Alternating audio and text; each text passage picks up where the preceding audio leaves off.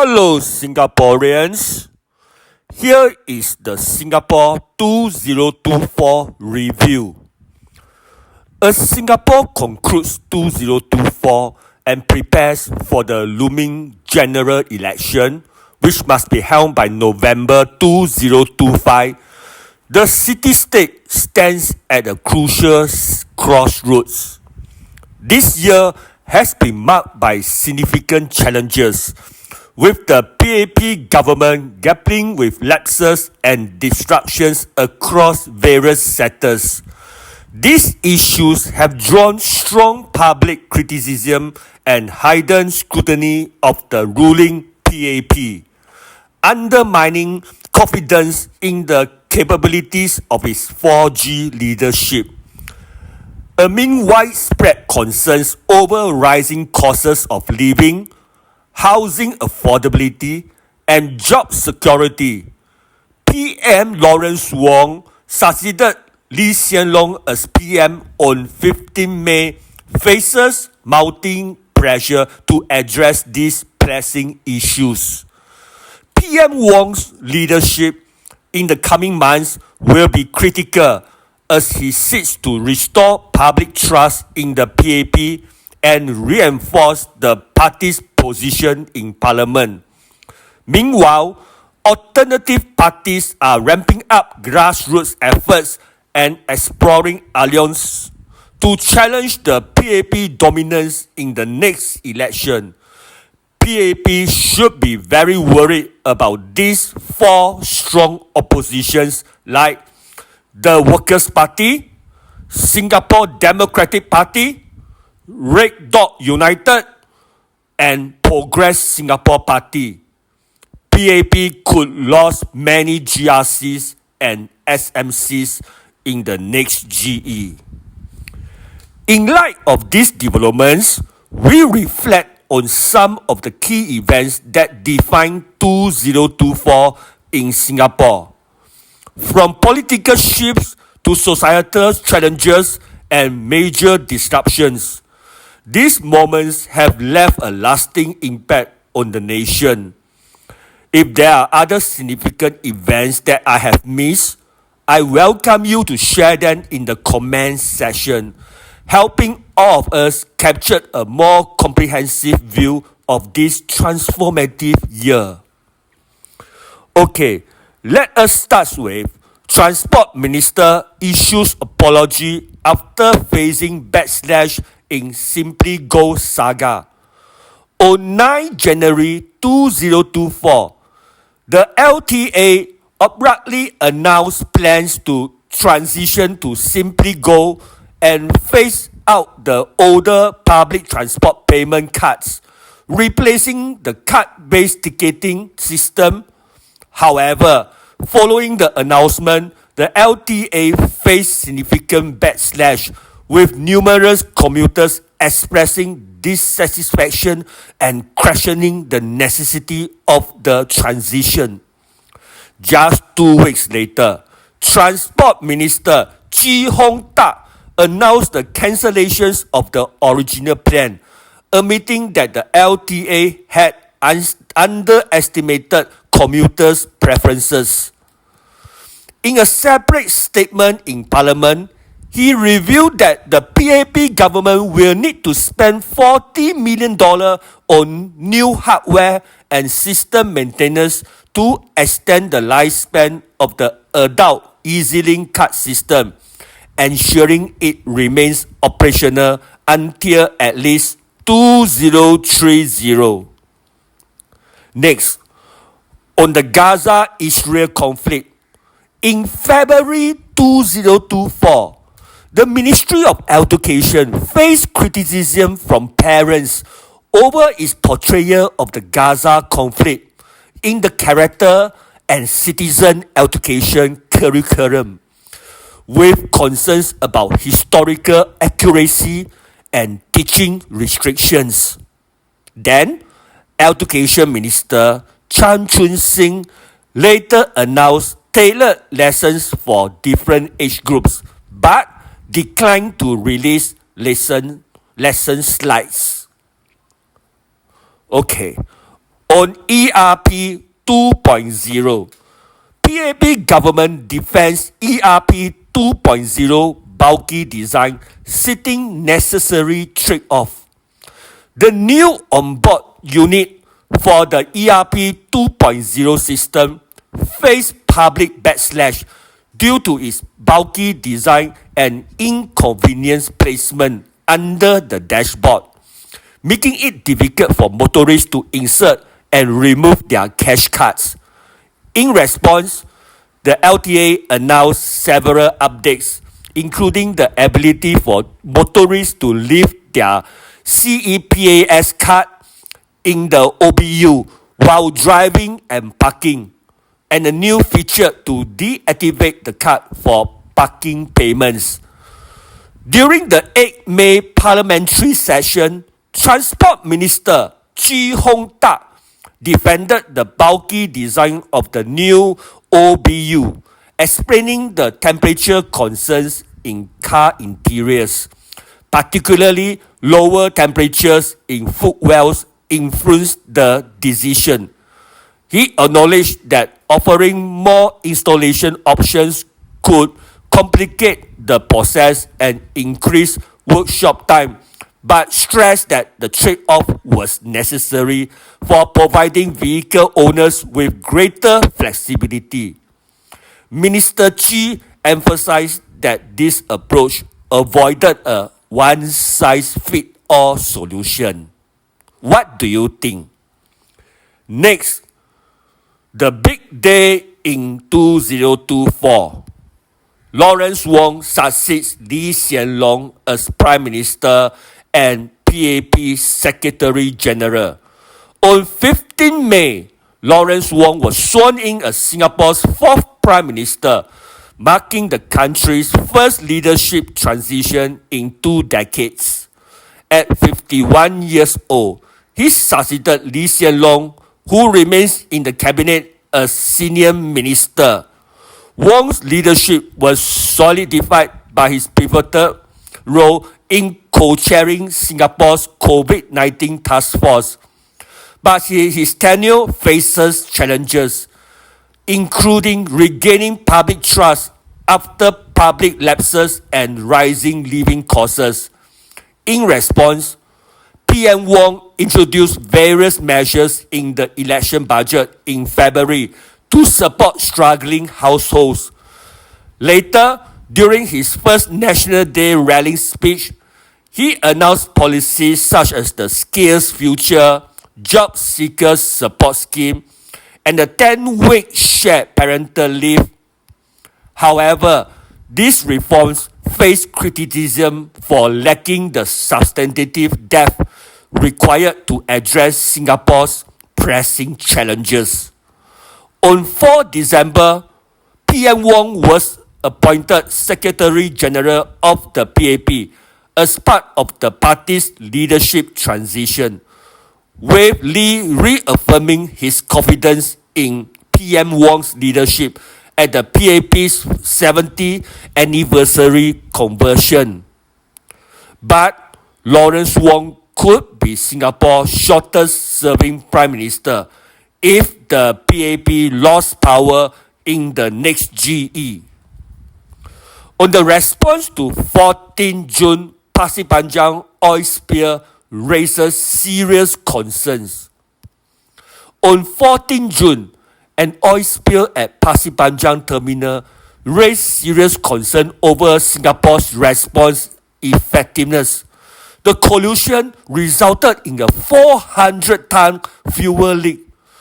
Questions were raised as to why the Maritime and Port Authority of Singapore, MPA, did not immediately deploy containment booms from its petrol vessel while waiting for contractors' vessels.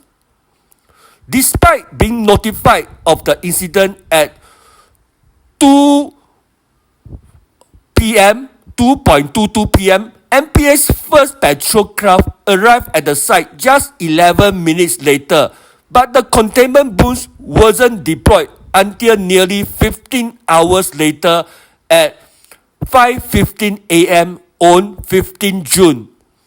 During the 2nd July parliamentary sitting, Minister Chi explained that the lightweight booms on MPA's petrol vessel were unsuitable for the incident, and the TNT salvage needed additional time to mobilize the necessary heavy equipment.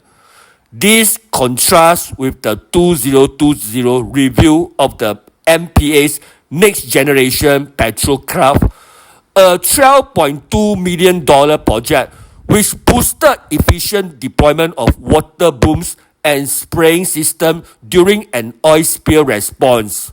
So what do you think? The environmental impact of the 14 June oil spill was extensive, with oil washing up along various beaches, including Sentosa Island, East Coast Park, and Labrador Nature Reserve. The cleaning operation took 2 months to complete. Next, former Transport Minister Iswaran sentenced to 12 months imprisonment. On 3rd October, former Transport Minister Iswaran was sentenced to 12 months in jail after pleading guilty to accepting valuable gifts from businessmen including Ong Beng Seng and David Lam while in public office.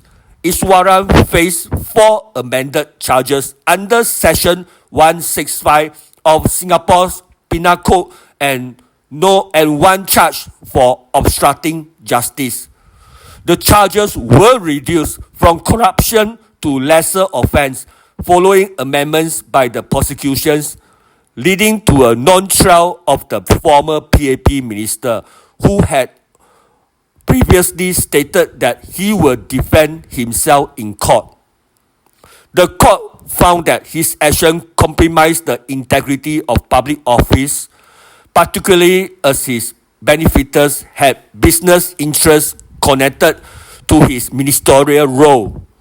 During a parliamentary session on 14 October, Workers' Party chairperson Sylvia Lim raised concerns over the reduction of charges, questioning the handling of the case, while Minister Chan Chun Sing emphasized the legal process and the importance of maintaining public trust. Singaporeans, what do you think? Next, the 6-day East-West line disruption affects 2.6 million passengers.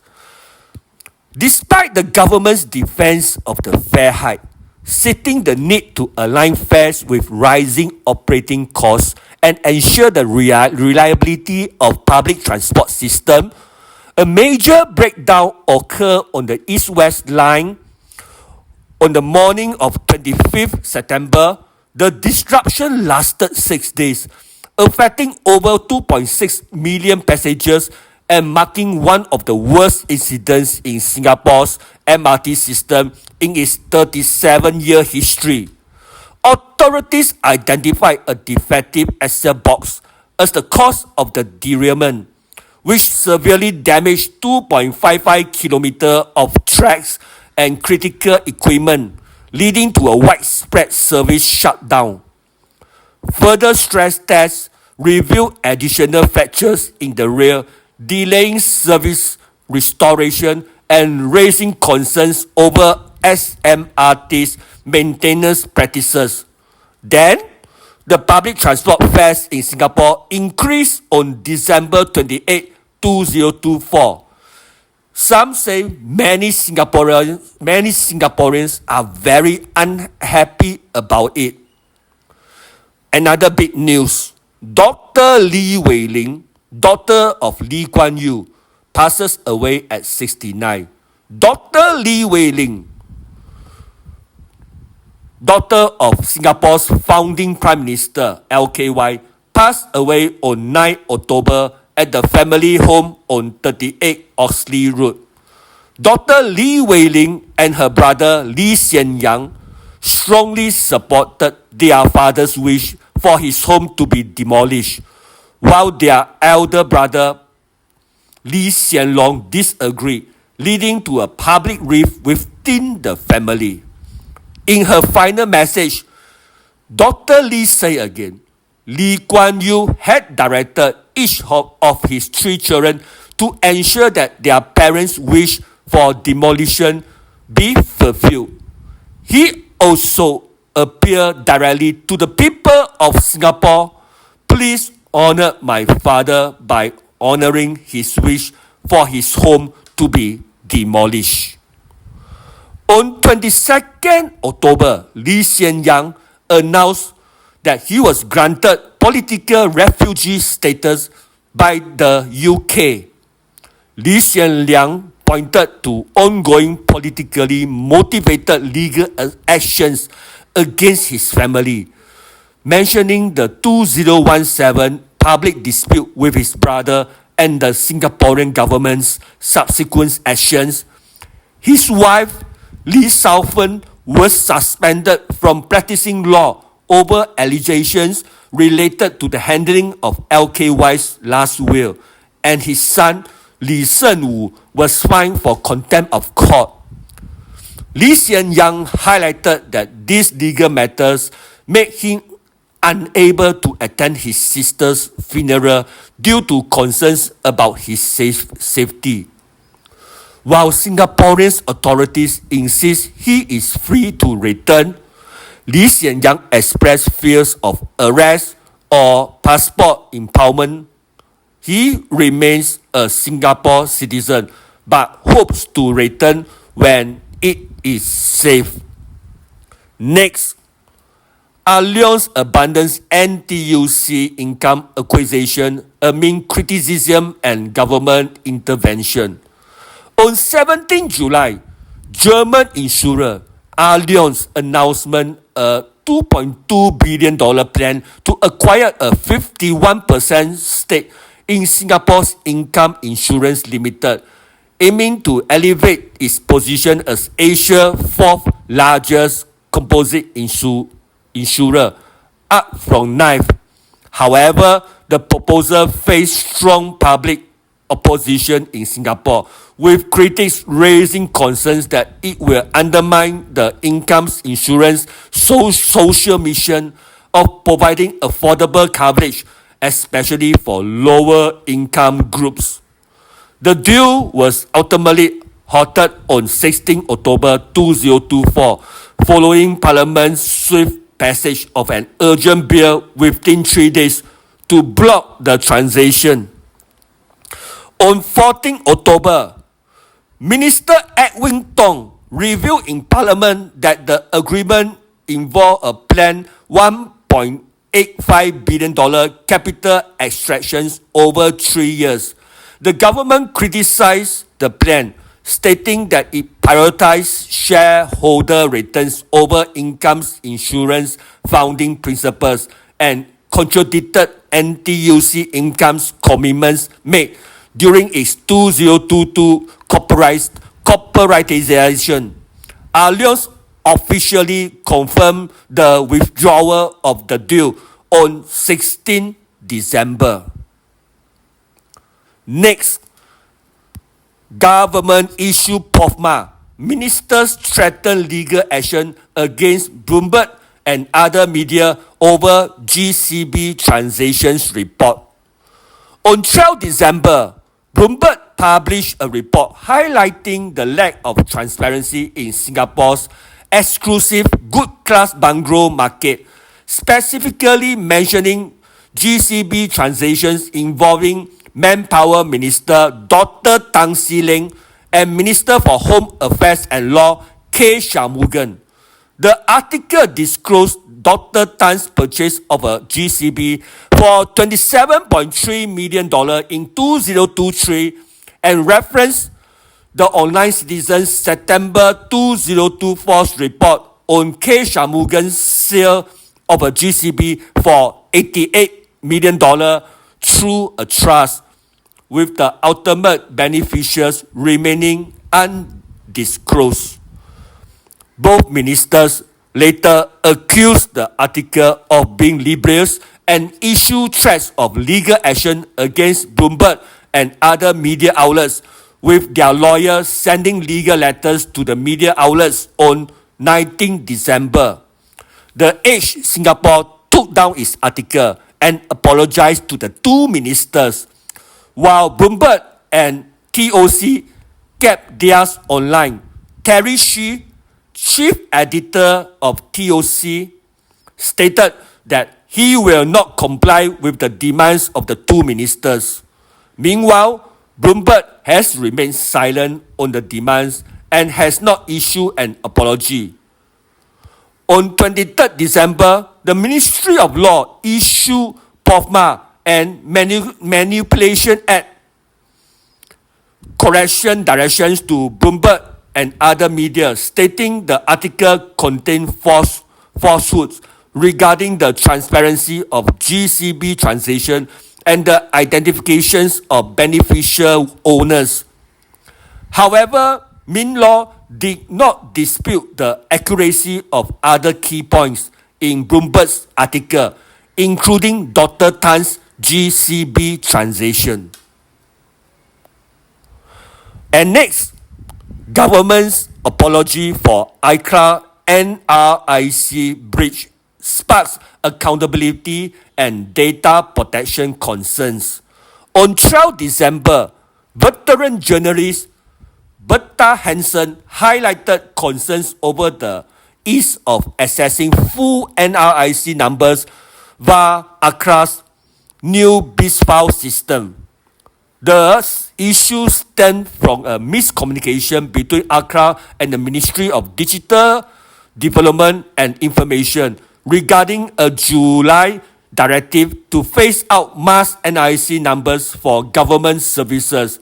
ICRA mistakenly applied this to its public-facing portal, enabling access to full NICs when the system launched on 9 December. MDDI Minister Josephine Teo explained that the directive aimed to dispel the misconception of the NIC being confidential, as they serve as unique identifiers. However, she acknowledged risks like identity theft and emphasized reducing reliance on NRIC for authentications. The government's 19 December apology framed the incident as a coordination lapse, but failed to provide clear accountability, leaving many Singaporeans dissatisfied. Critics condemned the explanation as inadequate, questioning why stronger safeguards wasn't in place. And finally, Singapore ends 2024 with massive flooding in central Singapore. On 29 December, heavy rainfall led to a flash floods in Bukit Timah, particularly along Dunearn Road and Bukit Timah Road near King Albert Park. The floods subsided by 5:22 p.m. according to PUB, which noted that the Bukit Timah area is prone to flooding despite ongoing drainage improvements. The severe flood brought 134.6 mm of rain within 2 hours, accounting for 41% of Singapore's average monthly rainfall for December and ranking among the top 1% of maximum daily rainfall records since 1978. Lastly, I would love to hear your thoughts on all I had said. I wish everyone a Happy New Year 2025. I am Ben Phua from Red Dot United. Thank you.